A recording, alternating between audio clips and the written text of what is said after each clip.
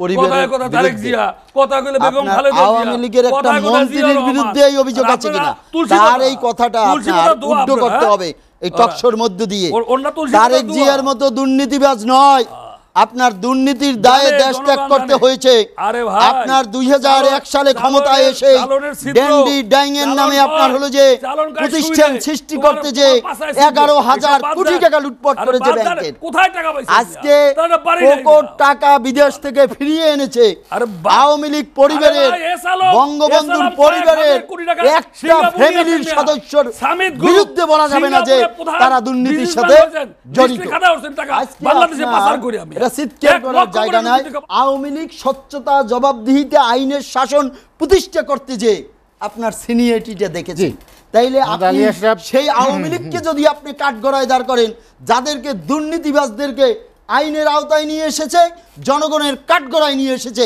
তাইলে তাই কি হবে এই দুর্নীতিবাজ এরা পার পেয়ে যাবে আলিয়াস সাহেব যেটি বলছিলেন যে আওয়ামী লীগ ক্ষমতা আসার পর থেকেই যারা দিনহীনভাবে চলছেন তারা এখন অনেক টাকার মালিক দুর্নীতি করেছেন কাড়ি কাড়ি টাকা বাড়ির মালিক হয়েছেন যেটি খন্দকার মাশরুকুর রহমানের একটি অভিযোগ তার প্রশ্রয়দাতা কারা দেখুন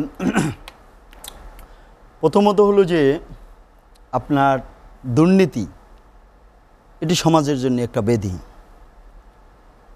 আপনার দুর্নীতিকে আমি প্রশ্রয় দেই না দুর্নীতিকে আমি পছন্দও করি না এবং দুর্নীতিবাজের পক্ষেও আমি না তবে পৃথিবীর এমন কোনো দেশ নাই দুর্নীতি নেই তবে বাংলাদেশে একটু প্যারামিটারটা বেশি তবে যারা দুর্নীতির বীজ রোপণ করেছে চাষাবাদ করেছে জি তারা যখন দুর্নীতির বিরুদ্ধে কথা বলে কাদের বিরুদ্ধে কথা বলে যারা দুর্নীতিকে মূল উদ্ঘাটন করে সমাজ রাষ্ট্র জনগণের সামনে নিয়ে এসে আইনের কাঠগড়ায় দাঁড়ায় এখন আপনার সেই দলটি আমি সাধুবোধ জানাই সাধুবোধ না জানিয়ে যদি গুণীর কদর না করা হয় গুণীর সৃষ্টি হয় না তো আমার এই যে সহ আলোচক হেলাল ভাই তাকে তিনটি কারণে তিনটি সত্য কথা বলেছেন একটি বলেছেন বাকশালের তিনি একটি সুন্দর ব্যাখ্যা দিয়েছেন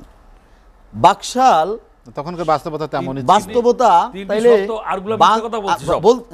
কথা বলতে দিতে হবে এখন তখন তো বিএনপির জন্মই হয়নি আর বিএনপি দুর্নীতির বীজ বপন করে বাকশাল নামক মহৎ উদ্দেশ্যটাকে গালিতে পরিণত করা হয়েছিল তো হেলাল ভাইকে এ কারণে ধন্যবাদ দ্বিতীয় উনি বলেছেন নির্বাচন বয়কট একটি রাজনৈতিক দলের ম্যানিফেস্টো হতে পারে না তাহলে এটি একটি রাষ্ট্রযন্ত্রের জন্য জনগণের সাথে দেশের সাথে প্রতারণা আরেকটি তিনি বলেছেন যে প্রতিহিংসার রাজনীতি বিএনপি শুরু করেছেন এখন আমরা আলোচনায় আসতে পারি আপনার তার সাথে কিন্তু আমার সম্পর্কও নাই কথাও নাই আলোচনাও নাই আলোচনা বাংলাদেশে আপনি যখনই বিএনপির সমস্যাটাই এই জায়গায় যে যখনই সত্য কথা বলা হয় সত্যটাকে আড়াল করার জন্যে যে বলবে তার বিরুদ্ধে কথা বলবে সেটা তার নেতা জিয়াউর রহমান করেছিল তার নেত্রী খালেদা জিয়া করেছেন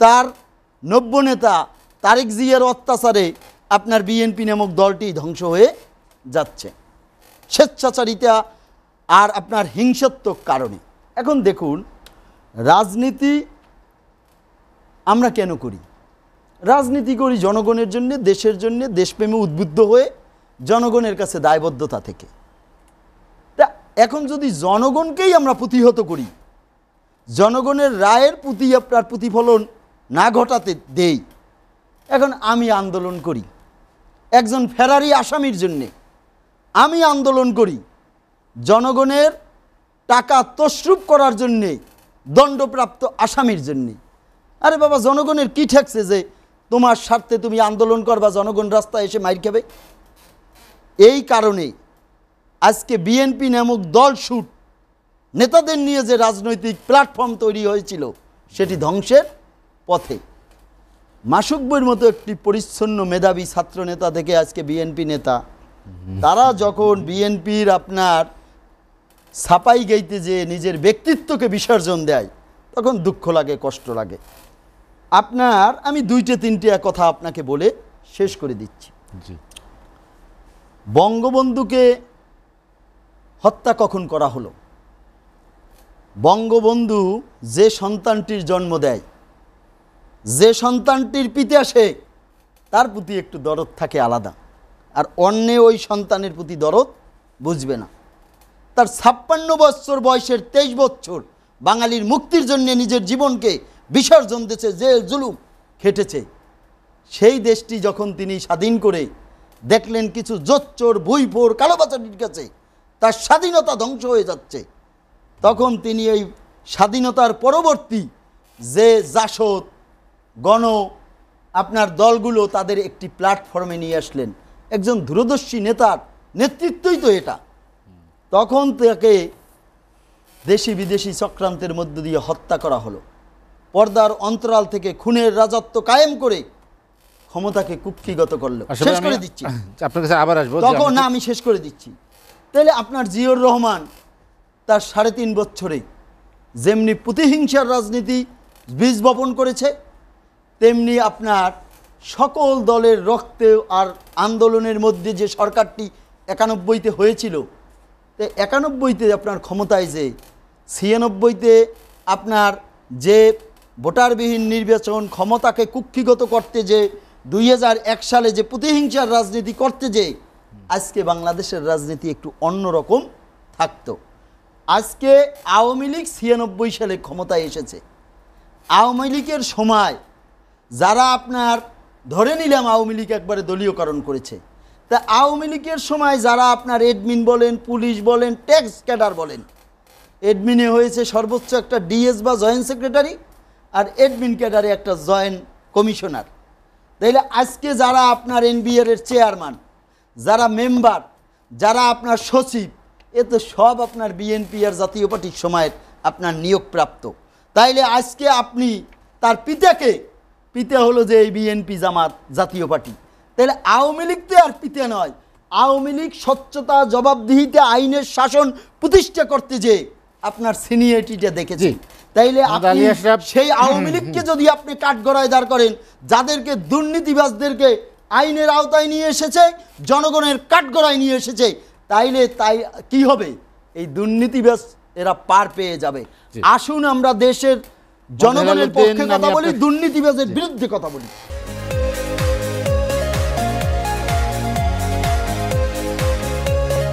দুর্নীতিবাজদের শক্তি কোথায়? দেখুন, 3 মিনিট কিন্তু মাসুক বই আপনার কিছুক্ষণ আগে বলেছিলেন যে টকশোর জায়গাটা নাকি এই দুই দলের জন্য আপনার হলো যে মঞ্চ বা চিৎকার করার। এখন দেখেন মাসুক বই যে কথাগুলো বললেন, আমি তার এই কথার বিরুদ্ধে ক্ষোভ এবং ধিক্কার এবং অবজেকশন জানাই।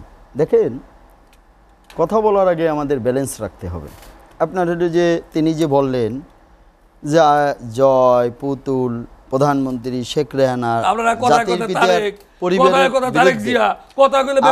আওয়ামী লীগের একটা মন্ত্রীর বিরুদ্ধে এই অভিযোগ আছে কিনা, তার এই কথাটা আপনার উদ্ধ করতে হবে এই টকশোর মধ্য দিয়ে। তারেক জিয়ার মতো দুর্নীতিবাজ নয়, আপনার দুর্নীতির দায়ে দেশ ত্যাগ করতে হয়েছে। আপনার 2001 সালে ক্ষমতায় এসে ড্যান্ডি ডাইংয়ের নামে আপনার হলো যে প্রতিষ্ঠান সৃষ্টি করতে যে 11,000 কোটি টাকা লুটপাট করেছে ব্যাংকের। আজকে কোটি টাকা বিদেশ থেকে ফিরিয়ে এনেছে আওয়ামী লীগ পরিবারের, বঙ্গবন্ধুর পরিবারের একটা ফ্যামিলির সদস্যর বিরুদ্ধে বলা যাবে না যে তারা দুর্নীতির সাথে জড়িত। আজকে চিৎকার করার জায়গা নাই, চিৎকার ভাই করেন না, চিৎকার করার জায়গা নাই। আপনারা বাংলাদেশে দুর্নীতির বীজ বপন করেছেন, দুর্নীতির চাষাবাদ করেছেন, ক্ষমতাকে দখল করেছেন, ভোট ব্যবস্থাকে ধ্বংস করেছেন, নির্বাচন ব্যবস্থাকে ধ্বংস করেছেন, ব্যাংক ব্যবস্থাকে ধ্বংস করেছেন। দেশরত্ন শেখ হাসিনা সেটাকে রিপেয়ার করছে, পূর্ণ ই করছে না। আপনার এইগুলো এই যে অসত্য কথা, অসত্য কথা, মিথ্যে কথা, বানোয়াট কথা, এটা আপনার উল্টো করতেই হবে।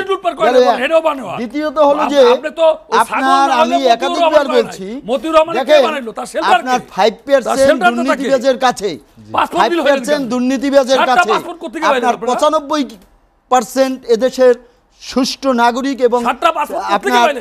কারা দিল? ইসের আপনার যারা আপনার দুর্নীতি মুক্ত দিছে। সিটিজেন তারা 5% দুর্নীতিবাজের দায় আপনার নিবে না।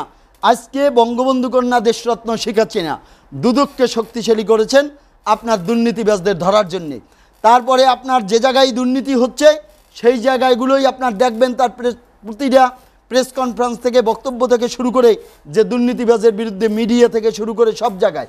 এখন ইবলিশ শয়তানের আর একটা রূপ হলো যায় এই বিএনপি পর্দার অন্তরাল থেকে দেশি বিদেশি শক্তিকে চক্রান্তের মধ্য দিয়ে একটি সরকারকে যেরকম উৎখাত করতে চান তেমনি বাংলাদেশে দুর্নীতির এই বীজ বপন করে সরকারকে আপনার সরকার প্রতিহত করে যেমনি আপনার একটা হলো যে গণতান্ত্রিক সরকার যেমনি প্রতিষ্ঠা করতে হবে, আপনার হলো সামনে যে বলে বাংলাদেশটাকে এটা সামনে আপনার বলে। সমস্ত দুর্নীতিবাজ, চ্যালেঞ্জ মোকাবিলা এই করে সরকারের এগিয়ে নেওয়ার জন্য নিচের চেষ্টা থেকে করছে কর্মী থেকে দুর্নীতিবাজদের top level ধরার পর্যন্ত জন্য চেষ্টা প্রতিটা করছে কর্মী নেতা কর্মী আইনের দুর্নীতিবাজ। শাসন প্রতিষ্ঠা করার জন্য আওয়ামী চেষ্টা লীগের করছে নেতা কর্মী শুনুন এটা চিৎকার থেকে করার জায়গা না সর্বোচ্চ ব্যক্তি কথা বলতে দিতে হবে দুর্নীতিবাজ। আপনার সময় তো আমি সব কথা বলি দুর্নীতিবাজ। আপনার আমরা শেষ করব কথা বলতে আলোচনা। দিতে হবে না আমি মোহাম্মদ শেষ আলী করে আশরাফ, হাতে দিচ্ছি। সময় নেই। হেলাল ভাইয়ের কাছ আজকে থেকে দেখেন কথা শুনতে চাই। আপনার এই যে দন্তহীন বিড়ালের মতো চিৎকার করলে জনগণের সাথে প্রতারণা হেলাল করবেন ভাইয়ের কাছে শুনছি, আপনার হেলাল হলো যে নির্বাচন ভোট বর্জন নাই, করবেন এই জোর করে পার্শ্ববর্তী একটা অবৈধ রাষ্ট্র সরকারের ইন্ডিয়া আপনার অবৈধ সমর্থন এই যে করে। ধরেন দুইটা তিনটা আপনারা নির্বাচনে থামেন, মোদির থামেন। সাথে তখন আপনার থামেন। নির্বাচন করেনি আপনারা এখন হলো জনগণের সাথে জাতীয়বাদী প্রতারণা হলো আওয়ামী লীগ করবেন, নির্বাচন দেশের থামাইতে সাথে হবে। প্রতারণা নির্বাচন করবেন করতে কয় কিনা? আবার এই জায়গায় যে আর ভাই চিৎকার নির্বাচন করবেন করা দরকার কি দুর্নীতিতে 4 বার চ্যাম্পিয়ন আরে হয়েছে নির্বাচন করা দরকার কি দুর্নীতির আপনার? প্রত্যেকটা ক্ষমতায় সেক্টরে বসে থাকে। আপনার সাংবিধানিক থামান, থামান। প্রতিষ্ঠানগুলোকে আরে ধ্বংস ক্ষমতায় করছে নির্বাচন তারপর দরকার যদি কি? আওয়ামী লীগের Please, বিরুদ্ধে please. কথা আরে বলে নির্বাচন শেখ দরকার কি হাসিনার আপনাদের? বিরুদ্ধে কথা বলে Please. ক্ষমতা এটি নাই কিনা? আপনার হলো যে আপনারা বেনজির আছিস অগণতান্ত্রিক তৈরি করেন। অশোভনীয় আসাদুজ্জামান এবং তৈরি হলো যে করেন। আপনার দেশ ও ভোট জাতির দরকার কি? জন্য আপনাদের কারণেই আজকে আপনাদের নির্বাচন দুর্নীতিবাজেরা করা পার দরকার পায় কি? আপনারা যখন থামেন, চিৎকার থামেন, করেন, কথা থামেন, বলেন, থামেন, তখন থামেন। দুর্নীতিবাজেরা পার পেয়ে নির্বাচন যায়। করা দরকার কি আপনাদের? মোহাম্মদ আলী আশরাফ, আপনাকে অসংখ্য ধন্যবাদ।